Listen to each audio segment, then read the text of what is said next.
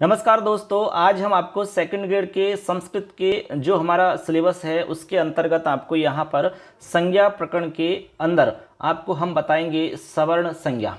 तो टॉपिक डाल लीजिए सभी, सवर्ण संज्ञा। मैं यहाँ पर टॉपिक का नाम लिख रहा हूँ, सवर्ण संज्ञा। दोस्तों ये हमारा आज का टॉपिक रहेगा, सवर्ण संज्ञा। ठीक है, सवर्ण संज्ञा का मतलब होता है कि हम दो वर्णों को ये देखेंगे कि ये आपस में सवर्णी हैं अथवा नहीं, आपस में एक दूसरे की सवर्ण संज्ञा हो रही है अथवा नहीं हो रही है। छोटा सा टॉपिक है, लेकिन आपकी एग्जाम में यहाँ से सवाल जरूर पूछा जाता है दोस्तों। तो मैं आपको बता दूं कि सवर्ण संज्ञा के लिए हमारे पास मुख्य रूप से एक सूत्र है। ठीक है, तो प्रमुख सूत्र जो है वो मैं यहाँ लिख रहा हूँ। एक तो प्रमुख सूत्र है, इसके अलावा एक वार्तिक है, फिर उन दोनों का अर्थ भी समझेंगे। तो हमारा सूत्र है तुल्यास्य प्रयत्नम सवर्णम। तुल्यास्य प्रयत्नम सवर्णम। दोस्तों ये तो हमारा सूत्र है, मुख्य सूत्र। इसके अलावा एक वार्तिक भी है, जो वार्तिक भी हमें यह बताती है कि सवर्ण संज्ञा कैसे होती है, किस किस की हो रही है। वार्तिक है री लृ वर्णयोः, री लृ वर्णयोः मिथः सावर्ण्यम वाच्यम। ठीक है, ये हमारी वार्तिक हो जाती है। सेकंड नंबर पे जो लिखी हुई है ये हमारी क्या है, वार्तिक है। री लृ वर्णयो मिथः सावर्णम वाच्यम। सूत्र है तुल्यास्य प्रयत्नम सवर्णम। ठीक है, इसके अलावा एक अपवाद सूत्र भी है। अपवाद सूत्र है हमारा ना झलौ, ना झलौ। इस अपवाद सूत्र को भी हम समझेंगे दोस्तों। ठीक है, अपवाद सूत्र को भी हम जानेंगे। तो ऐसे करके हमारे दो सूत्र हो जाते हैं। एक तो प्रमुख सूत्र है, इसके अलावा एक आपका वार्तिक है और एक आपका अपवाद सूत्र है। इनसे हम संपूर्ण सवर्ण संज्ञा का टॉपिक क्लियर करेंगे। तो चलिए अब हम टॉपिक को समझते हैं। सबसे पहले मैं आपको सूत्र समझाता हूँ। चलिए दोस्तों, सबसे पहले सूत्र मैं बता रहा हूँ आपको, जो मुख्य सूत्र है हमारा। तो सूत्र लिखें सभी। सूत्र तुल्यास्य प्रयत्नम सवर्णम। ठीक है, तुल्यास्य प्रयत्नम सवर्णम। अब यहां पर देखिए, मुख्य रूप से जो कहा जा रहा है वो ये कहा जा रहा है कि तुल्य आस्य प्रयत्नम सवर्णम। यहाँ पर जो हमारे पद हैं उन पदों से अर्थ निकल रहा है। एक तो तुल्य पद है, एक आस्य पद है, एक प्रयत्नम है और यहाँ लास्ट में सवर्णम है। इसका मतलब है कि जिन वर्णों के आस्य और प्रयत्न, आस्य और प्रयत्न दोनों सेम हों उनकी सवर्ण संज्ञा होती है, ये इसका मतलब है। अब मैं सूत्र का अर्थ बता रहा हूँ, आप यहाँ पर अर्थ लिख सकते हैं। मैं बोल रहा हूँ, आप अर्थ नोट कर सकते हैं। अर्थ है जिन वर्णों के उच्चारण स्थान एवं आभ्यंतर प्रयत्न दोनों समान होते हैं उन वर्णों की परस्पर सवर्ण संज्ञा होती है। ये सूत्र का अर्थ है। इस तरह आप सूत्र लिख सकते हैं। मैं शॉर्ट में लिख रहा हूँ, उच्चारण स्थान, उच्चारण स्थान और आपके आभ्यंतर प्रयत्न। ठीक है, ऐसे। तो ये दो चीज हो गई आपकी, एक तो उच्चारण स्थान हो गया, एक आपका अभ्यंतर प्रयत्न हो गया। ये दोनों जिस भी आपके वर्ण के समान हैं, ठीक है, उसकी क्या हो जाएगी दोस्तों, उसकी हो जाएगी सवर्ण संज्ञा। ऐसे आपको समझ लेना है। ये एकदम सरल तरीका से मैंने बताया है कि जिस वर्ण के उच्चारण स्थान सेम है और आभ्यंतर प्रयत्न सेम है, ठीक है, तो उसकी हम कहेंगे कि ये सवर्णी है, इनकी आपस में सवर्ण संज्ञा हो जाएगी। जैसे हमने एक वर्ण लिया ए, और इधर दूसरा लिया आ, ठीक है, ए आ। अब हमें चेक करना है कि ये परस्पर एक दूसरे के सवर्णी हैं अथवा नहीं। तो हमने आपसे बताया, दो चीज बताई आपको, एक तो आपको उच्चारण स्थान चेक कर लो इसके, और एक आभ्यंतर प्रयत्न चेक कर लो। सबसे पहले आप ए के चेक कर लो, ठीक है, अलग अलग कर लो एक एक के, बस उसी से पता लगा सकते हो। जैसे हम ए का देखते हैं, सबसे पहले ए का देखो, उच्चारण स्थान क्या होता है बताइए सबसे पहले आप। उच्चारण स्थान ए का होता है दोस्तों अकु है, विसर्जनीय नाम कंठ है, तो ए का उच्चारण स्थान हो जाएगा कंठ। ठीक, यहां तक तो हो गया आपका कंठ, उच्चारण स्थान हो जाएगा कंठ। अब दूसरी चीज क्या देखनी है, आभ्यंतर प्रयत्न देखना है। आभ्यंतर प्रयत्न चेक करके बताओ फटाफट, ए का आभ्यंतर प्रयत्न क्या होता है। आभ्यंतर प्रयत्न तो याद है ना आपको, स्पृष्ट ईसद स्पृष्ट ईसद विवृत विवृत समृत। तो विवृत स्वरानाम, तो जो विवृत है वो आपके स्वरों का होता है, तो स्वर में आपका ए भी आता है, तो यहां पर हो जाएगा विवृत। ठीक है, ये आपका क्या है, विवृत है आपका आभ्यंतर प्रयत्न।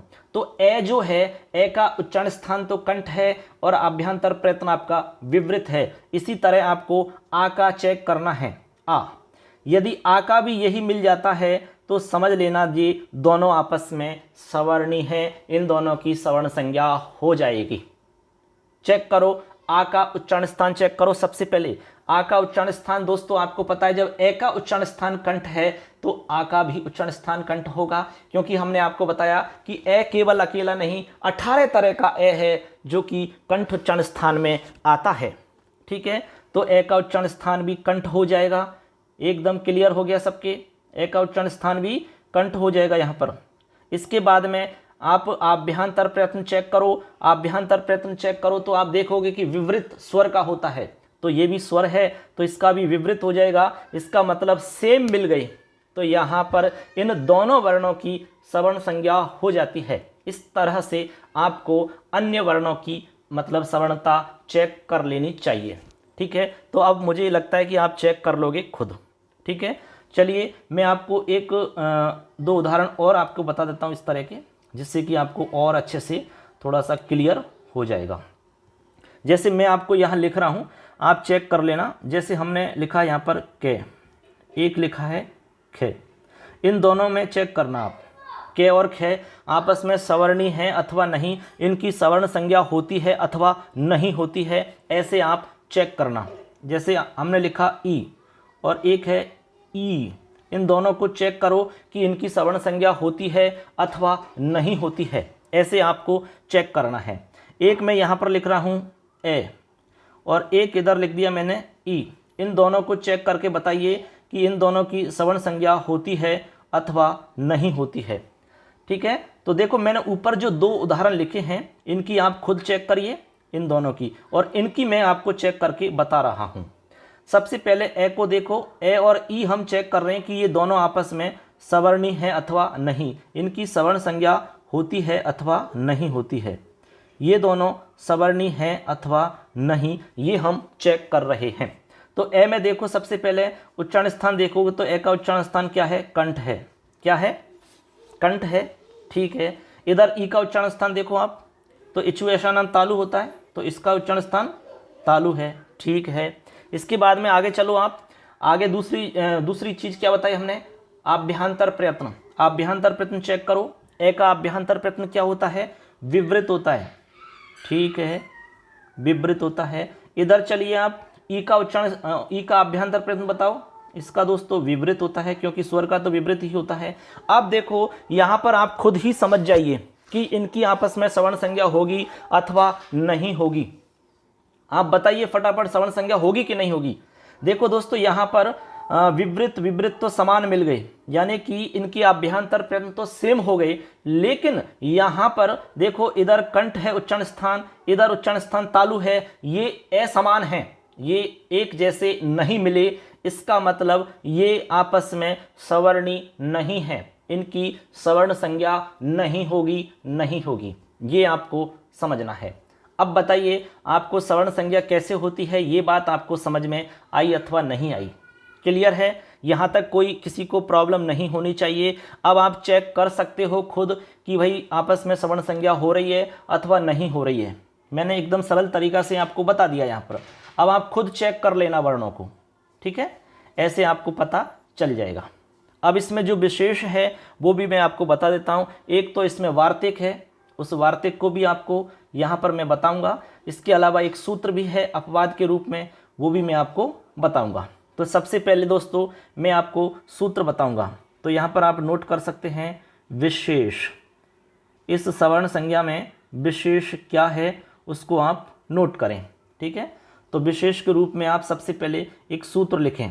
सूत्र का नाम है ना झलऊ। ना झलऊ ये हमारा सूत्र है, ना झलऊ, ठीक है।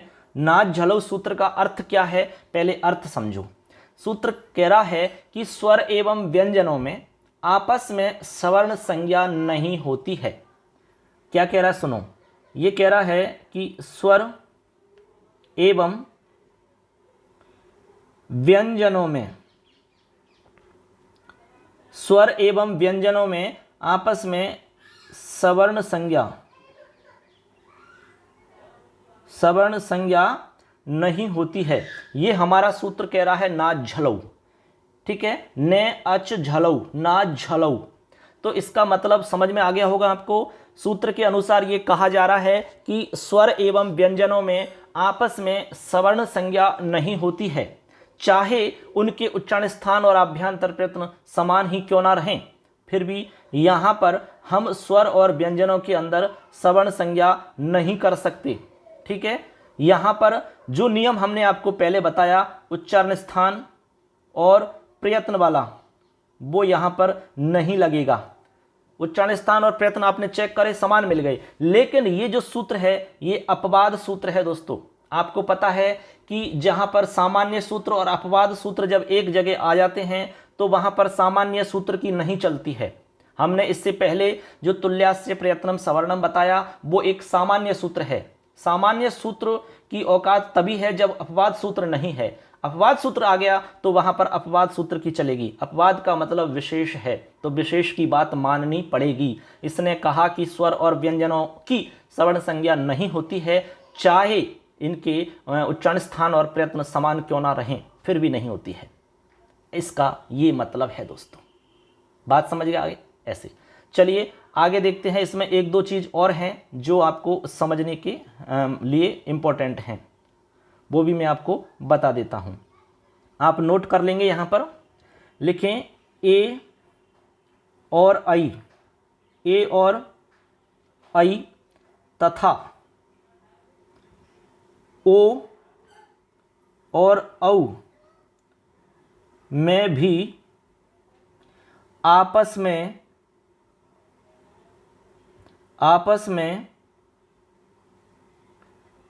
सवर्ण संज्ञा नहीं होती है। बात समझे? ये कह रहा है हमारा इसमें नियम, देखो नियम समझो। ए और आई तथा ओ और औ इनमें आपस में सवर्ण संज्ञा नहीं होती है। सवर्ण संज्ञा नहीं होती है, क्योंकि यदि सवर्ण संज्ञा होती तो फिर माहेश्वर सूत्रों के अंदर इनका जो ग्रहण किया गया है वो व्यर्थ हो जाता। ठीक है, इस बात को भी लिख सकते हैं। अन्यथा सवर्ण संज्ञा हो जाती तो अन्यथा माहेश्वर सूत्रों में इनका ग्रहण व्यर्थ हो जाता। बात समझे? यानी कि इनको माहेश्वर सूत्रों में इसी रूप में ग्रहण किया गया है। आपको पता है अयोन रीलरिक एओंग आई औच, इसी रूप में ग्रहण किया गया है।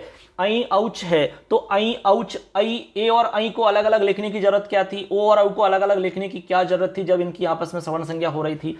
तो यहां पर यही बता रहे हैं कि इनकी आपस में सवर्ण संज्ञा नहीं होती है। ये विशेष बातें हैं।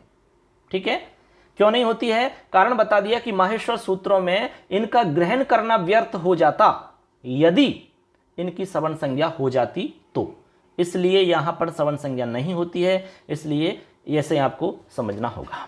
आगे इसमें एक तथ्य और आपको समझना है जो वार्तिक के रूप में है, जो मैं आपको पहले बता चुका हूँ। तो वार्तिक है एक हमारा, उस वार्तिक को भी यहाँ पर समझ लेते हैं। वार्तिक आप लिख लें एक बार। वार्तिक है री लरी वर्णयोः मिथ है सावर्ण्यम वाच्यम। ठीक है, सावर्णम वाच्यम। री लिरी वर्णयो मिथः सावर्णम वाच्यम। इसका मतलब क्या है सुनिए। इसका मतलब है दोस्तों, इसका अर्थ आप लिख लीजिए, यहाँ पर अर्थ आप लिख सकते हैं, मैं बोल रहा हूँ। इसका मतलब है कि री व लरी वर्णों की परस्पर सवर्ण संज्ञा होती है।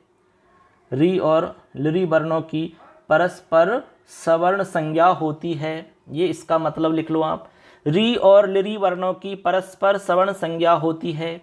इन दोनों वर्णों की पूर्व नियमानुसार सवर्ण संज्ञा प्राप्त नहीं होने के कारण कात्यायन ने अलग से वार्तिक बनाया। अब आपको पता है कि री और लरी की जो हमने पहले नियम बताया था, उस नियम के हिसाब से सवर्ण संज्ञा नहीं हो पा रही थी। सवर्ण संज्ञा यहाँ पर नहीं हो पा रही थी। उस नियम से हो जाती तो अलग से वार्तिक क्यों बनाते, वो इतनी माथाफोड़ी क्यों करते बेचारे, वार्तिक क्यों लिखते वो। तो यहाँ पर देखो क्यों नहीं हो रही, क्योंकि देखो यहाँ पर उच्चारण स्थान और जो अभ्यंतर प्रयत्न का हमने नियम बताया वो यहाँ पर अप्लाई नहीं हो रहा है, इसलिए इनको अलग से वार्तिक बनाना पड़ा। बात समझे कि नहीं आप चेक कर लो। यहाँ पर आप उच्चारण स्थान चेक कर लो। री का उच्चारण स्थान क्या होता है, ऋतु रसाना मूर्धा, क्या होता है मूर्धा। ठीक है, लरी का बताओ, ऋतु लसानाम दंता, इसका होता है दंता। तो यहाँ पर उच्चारण स्थान से ही मामला गड़बड़ हो गया, अलग अलग हो गया, तो यहीं पर मामला फेल है। तो ऐसे करके सवर्ण संज्ञा नहीं हो रही थी, इसीलिए कात्यायन जी ने अलग से एक वार्तिक बनाया और उस वार्तिक में कहा कि री लरी वर्ण की आपस में सवर्ण संज्ञा हो जाती है।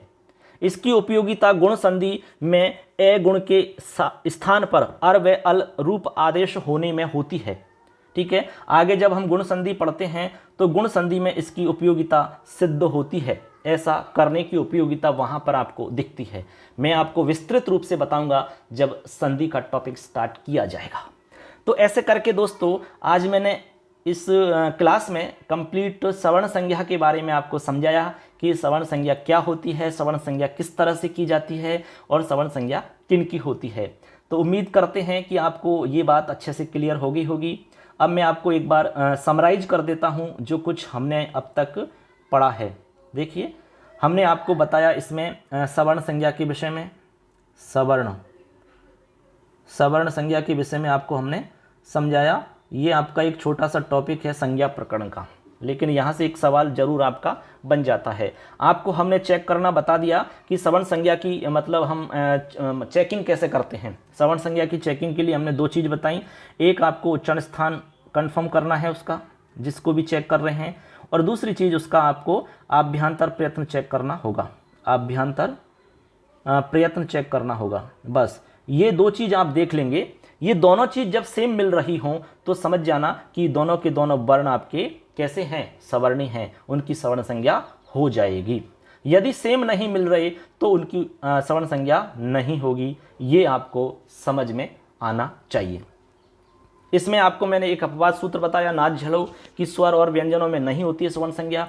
इसके अलावा ए आई ओ औ इनमें आपस में सवर्ण संज्ञा नहीं होती है, क्योंकि माहेश्वर सूत्रों में इनको सूत्र के रूप में ग्रहण किया जा चुका है, क्योंकि वो व्यर्थ हो जाता इसलिए नहीं किया। यहाँ पर री लिरी वर्णयो मिथा सावर्णम वाच्यम, री और लरी की सवर्ण संज्ञा हो जाती है। इस तरह से हमने कंप्लीट टॉपिक बता दिया है। इसमें कोई प्रॉब्लम है तो आप हमें कमेंट कर सकते हैं। उम्मीद करते हैं आपको पूरा वीडियो अच्छे से समझ में आ गया होगा। इसके बाद में आगे एक दो हमारे टॉपिक और हैं इसमें, जैसे कि संयुक्त संज्ञा भी है इसमें, पद संज्ञा भी है इसमें आपके। इसके अलावा और एक दो टॉपिक और हैं, वो भी मैं आपको बताऊँगा। तो बहुत जल्द वो पूरे हो जाएंगे। उसके बाद में आपका टेस्ट लिया जाएगा पूरे संज्ञा प्रकरण का। ठीक है दोस्तों, तो अच्छे से आप तैयारी करें। बेस्ट ऑफ लक सबके लिए, और हमारे चैनल को सब्सक्राइब करना नहीं भूलें, क्योंकि इस पे मैं आपको सारा कोर्स करवाऊंगा। और हमारा जो मोबाइल एप्लीकेशन है, उस मोबाइल एप्लीकेशन के थ्रू आप सारी पढ़ाई कर सकते हैं। टेस्ट इत्यादि, नोट्स वगैरह सब कुछ आपको वहाँ पर मिलेगा, और बहुत ही सस्ता कोर्स मिलेगा। और एकदम सरल तरीका से मैं आपको बता रहा हूँ, जीरो से स्टार्ट करके आपको मैं बिल्कुल आगे तक लेके जाऊँगा। दोस्तों धन्यवाद सबके लिए। जय हिंद, जयतु भारतम, जयतु संस्कृतम। धन्यवाद है।